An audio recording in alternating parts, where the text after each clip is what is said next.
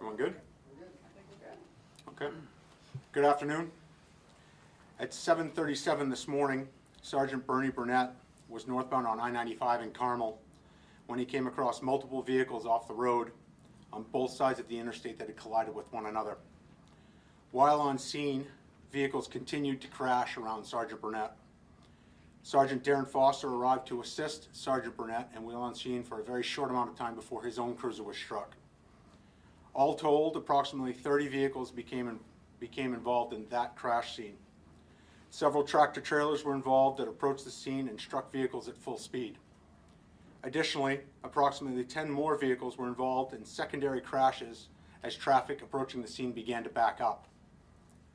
Multiple units from the State Police, Penobscot County Sheriff's Office, Warden Service, DOT, Area Ambulance and Fire Services, as well as almost every wrecker in the region, were involved in working to resolve this incident.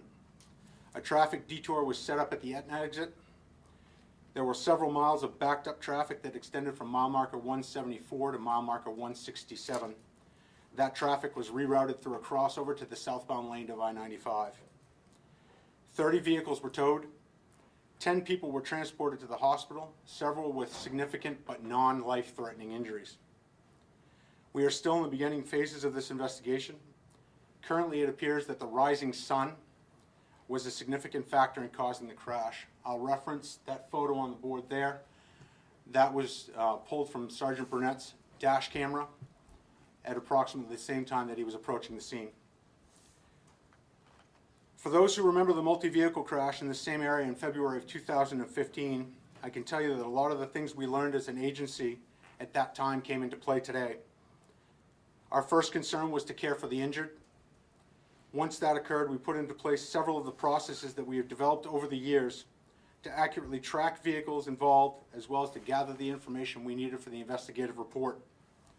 Additionally, we utilized a drone from our traffic division to map the scene, resulting in a significant time savings. I cannot stress enough that this was a team effort. The critical assistance that all agencies provided, especially MDOT, allowed us to resolve this incident in a safe and efficient manner. From start to finish, this scene took less than 4 hours to clear. Again, this accident is still under investigation. We are looking to speak with anyone who may have witnessed any part of this crash that we have not spoken to already. Anyone with information can call the Bangor Regional Communications Center at 973-3700 and ask to speak to Trooper Adam Gould. At this time, I'll take any questions that are out there. The trooper's car that was hit, how was he? Was he injured? It's minor injuries. The vehicle sustained operable damage. In other words, we were able to drive it from the scene. The one seriously injured person was taken to Eastern Maine Med, is that what I understand? Yes. Yeah, we life flighted one from the scene. And can you talk more about who that was? And I can't at this point. I don't have the answer for that. a man or a woman? A man.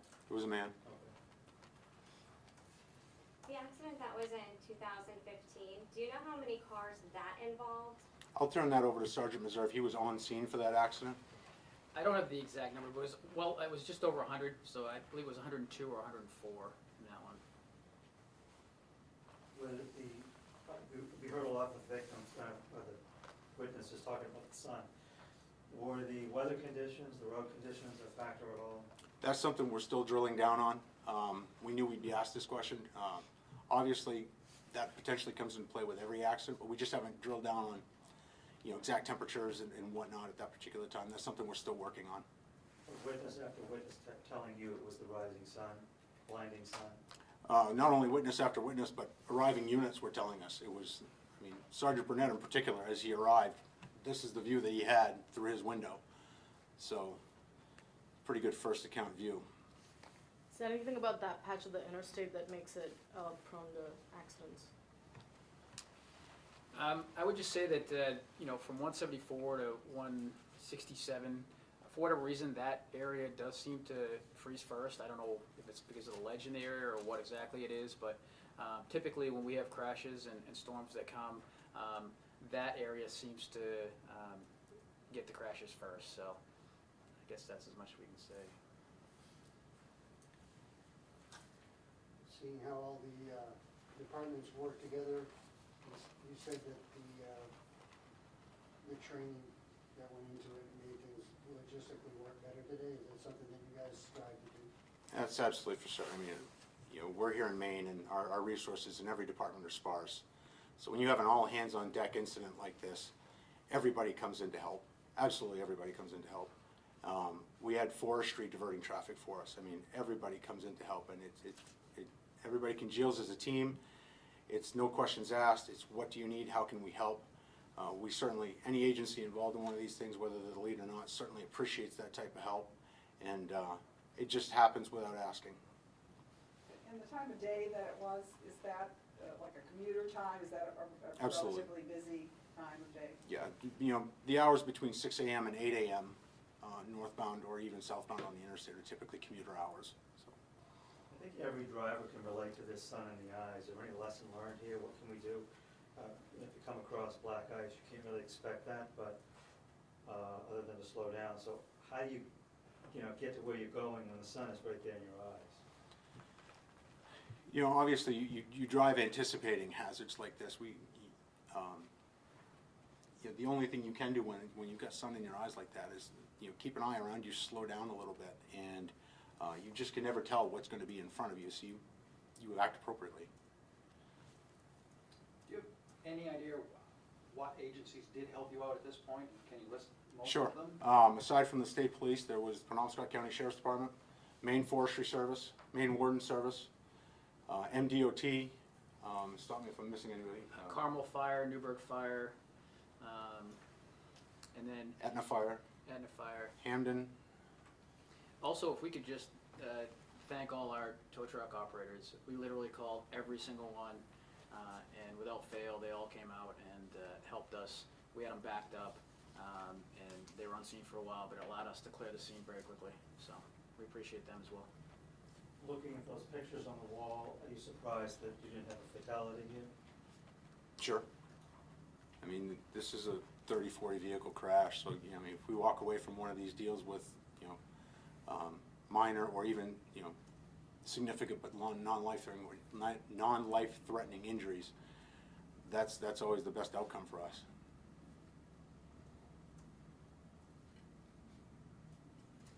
You were on scene, correct? Yes. When it happened? What was the scene like? Was it chaotic? I like to call it controlled chaos. So the lieutenant did a good job in his timeline. Basically, our first thing is to get the interstate shut down so we don't have any more. And then it's really quickly on to life safety. So we're trying to triage who's hurt the worst. We obviously had life flight there for the most severely injured. And then once we get all the injuries taken care of, then it's how do we get this back open as quickly as we can so that we don't have secondary crashes as a cause of this crash. So. What did the Ranger Service helicopter do? It's always better to have an overhead view of what's going on. When you're on the ground, you have that planar view of what's in front of you. They were able to give us a bird's eye view of what they could see, and honestly, just to keep an eye on what was going on. So it was a very valuable resource to have. Did they have to lift anybody out? That No. was maybe- No, they did not. No. Have you figured out which car was the very first one and interviewed the person who was driving that car? No, at this point in time, we have approximately 7 cars that were involved in that first crash, and we're still just, some of those people weren't on scene when we got there or transported or whatnot, so we're still actively speaking to all of those folks to figure out exactly which one hit which first. But is that something you're going to try and do? Of course. Just, if you think of it this way, we cleared the room for this press conference. Half an hour before this press conference took place, there was a team of troopers in here with 4 tables set up with laptop computers referencing every one of those photographs, drilling down, so to speak, on what vehicle was where, what hit what, and who we need to talk to. So. Hundreds of vehicles were on a standstill behind all of this. How many miles do you know if it was backed up? Yeah, we figured, what, 7 miles? Yeah, it was from where the initial crash scene was, which is approximately 174, all the way back to 167. One last thing about the people that were injured. You said 10 taken to the hospital, we understand there was only one serious. Are the other people, were they treated and released, or? We got a couple, there was one that was life-flighted. He was a serious injury. There were additionally folks that we transported to the hospital that had serious but non-life-threatening injuries. Just the fact that they didn't go by helicopter doesn't, so, Are they all at Eastern Maine Medical Center? yes. For the people that were maybe not involved but were tied up on the highway, did they appear to be patient? They did, and that's certainly appreciated, because while our focus is on the scene and life safety, occasionally you'll have somebody that'll come through that'll be a little more irate than not, and that just detracts from our investigation. It ties up resources. We did not see that today. We were very appreciative of the patience of the motoring public that was caught up in the traffic backlog.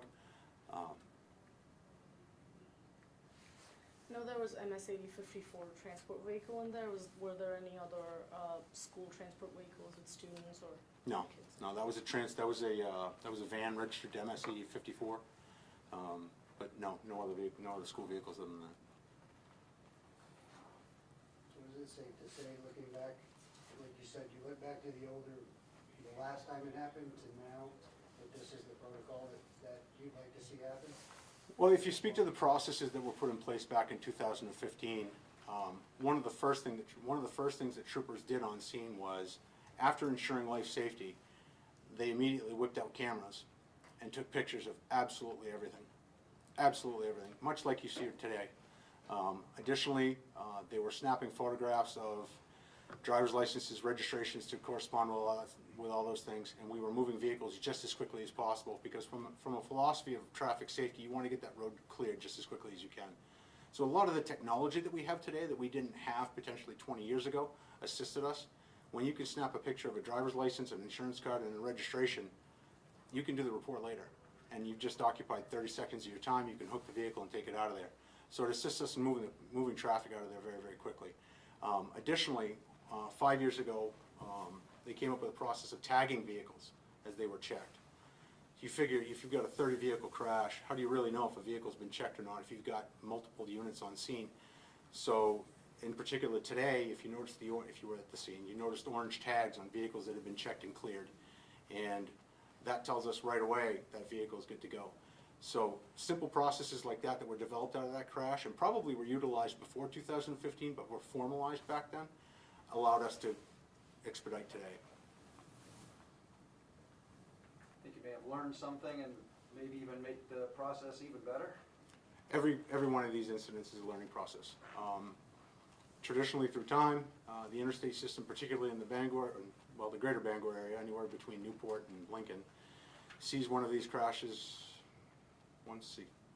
every few years. So every time we work one of these scenes, we learn something a little different, and somebody comes up with an idea that might work that next time saves us some time and moves things along. Thank you. Good? Thank you. All right. Thank you. Must have been a little scary down there when they're banging into each other. Not fun. No, if you're ever in the middle of that chaos, it's just not fun. And no, and the one boon that we had today was it wasn't snowing when this happened, because what is it, 15 or 18 years ago, we covered the 70-car pileup in Yeah, that. I'll hear.